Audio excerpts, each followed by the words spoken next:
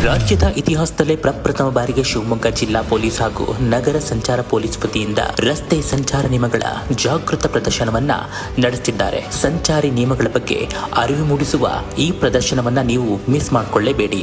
ಜನವರಿ 31 ಮತ್ತು ಫೆಬ್ರವರಿ 1ರಂದು ಕೋಟೆ ರಸ್ತೆ ಪೊಲೀಸ್ ಗೆಸ್ಟ್ ಹೌಸ್ ಆವರಣದಲ್ಲಿ ಈ ಕಾರ್ಯಕ್ರಮ ನಡೆಯಲಿದೆ.